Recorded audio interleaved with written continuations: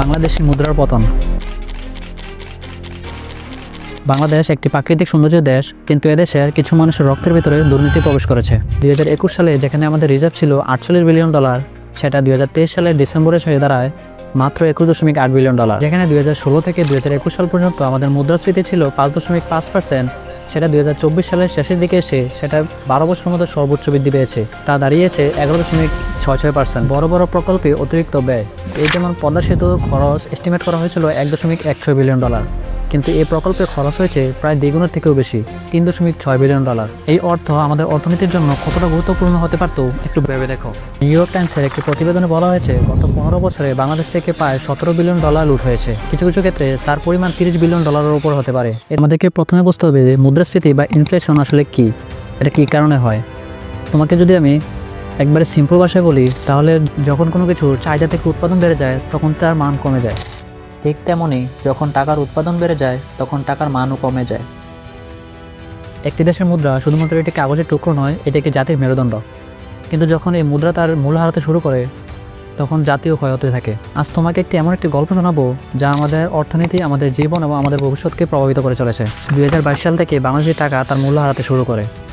আন্তর্জাতিক মুদ্রা তহবিল IMF, ইন্টারন্যাশনাল মনিটারি ফান্ড বলছে বিশ্বব্যাপী পণ্যের দাম বৃদ্ধি, রাশিয়া ইউক্রেন যুদ্ধ এবং অর্থনৈতিক সংকটের কারণে বাংলাদেশের রিজার্ভের উপর প্রচুর চাপ সৃষ্টি করেছে। হাসিনা সরকার পতনের পর রেমিটেন্স যুদ্ধের কারণে 2025 সালে $26 বিলিয়ন বেশি রিজার্ভ হয়। এই পতনের পেছনে শুধু বৈশ্বিক কারণই নয়, আমাদের অভ্যন্তরীণ নীতির ত্রুটিও দায়ী। ব্যাংকিং খাতের দুর্নীতি, অতিরিক্ত ঋণ এবং বড় বড় অবকাঠামোর পেছনে অতিরিক্ত ব্যয় করার কারণে আমাদের অর্থনীতি আরও দুর্বল হয়ে পড়েছে। টাকার মূল্য কমে যাওয়ার কারণে আমাদের দ্রব্যমূল্য আকাশচুম্বী হয়েছে। খাদ্য মুদ্রাস্ফীতি 14%-এরও বেশি। বাংলাদেশের সাধারণ মানুষের জীবনযাত্রার খরচ বাড়লেও তাদের আয় বাড়েনি। টাকার মূল্য কমে যাওয়ার কারণে বাংলাদেশে চাল, ডাল, তেল সবকিছুর দাম বৃদ্ধি পেয়ে গেছিল। সাধারণ মানুষের ক্রয় ক্ষমতাও লোপ পেয়েছিল। কিন্তু ইউনূস সরকার আসার পরে আবার দ্রব্যমূল্য কমতে শুরু করে। দুর্নীতি ও অব্যবস্থাপনা আমাদের অর্থনীতিকে আরও দুর্বল করে দিয়েছে। বাংলাদেশের ব্যাংকগুলো জীবন সমর্থন ব্যবস্থা টিকে আছে, আর সাধারণ মানুষ এর মূল্যে হচ্ছে। ব্যাংকিং খাতের দুর্বলতা, বেসিক ব্যাংক স্ক্যাম। বাংলাদেশের আর্থিক জালিয়াতির মধ্যে সবচেয়ে বড়গুলোর মধ্যে একটি হচ্ছে বেসিক ব্যাংক স্ক্যাম, যেখানে 4,500 কোটি টাকা আত্মসাৎ করা হয়। 1988 সালে Bangladesh small industries and commerce bank হিসেবে এটি প্রতিষ্ঠিত হয়। 2009 সাল পর্যন্ত এটি একটি ওয়েল নোন এবং এস্টাবলিশড ব্যাংক ছিল। এবং 2009-এর পর বেসিক ব্যাংকের চেয়ারম্যান শেখ আব্দুল হাই বাচ্চুর সময়ে এই জালিয়াতিটি সংঘটিত হয়। নিয়ম ভঙ্গ করে জাল নথি এবং কাল্পনিক নামে ঋণ বিতরণ করা হয়।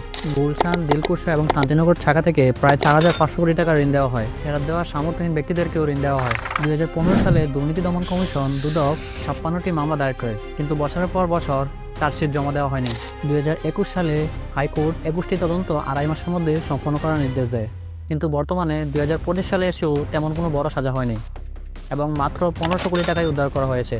সাবেক তত্ত্বাবধায়ক সরকারের উপদেষ্টা ডক্টর খলিকুজ্জামান আহমদ বলেন, এটি শুধু একটি ব্যাংকের ব্যর্থতা নয়, এটি পুরো ব্যাংকিং তদারকির ব্যবস্থার একটি দুর্বলতার প্রতীক। এখানেই গল্প শেষ নয়। বাংলাদেশের তরুণরা রাস্তায় নেমেছে। নতুন অন্তর্বর্তী সরকার অর্থনৈতিক সংস্কারের প্রতিশ্রুতি দিয়েছে।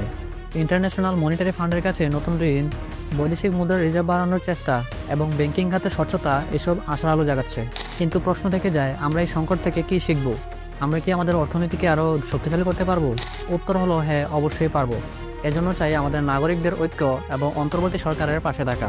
গত 15 বছর তো দেশটা ডিক্টেটরের হাতে ছিল, এখন না হয় আমরা অন্তর্বর্তী সরকারকে আরও কিছু সময় দিই দেশটাকে আরও স্থিতিশীল করার জন্য। তুমি মানো আর না মানো, ডক্টর ইউনূস গত কয়েক মাসে অনেক কিছু পরিবর্তন করেছে।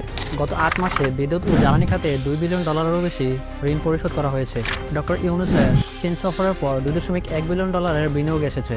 গত 9 মাসে পোশাক রপ্তানি 10.84% বৃদ্ধি পেয়ে $30.25 বিলিয়ন পৌঁছেছে। গত মার্চ মাসে রেমিটেন্স $3.29 বিলিয়ন পৌঁছেছে, যা গত বছরের তুলনায় 65% বেশি। স্রোতের সাথে গা না ভাসিয়ে গত 15 বছর এবং গত কয়েক মাসের পার্থক্য করো, তাহলে বুঝতে পারবা ডক্টর ইউনূসকে মানুষ আরও 5 বছরের জন্য কেন চায়।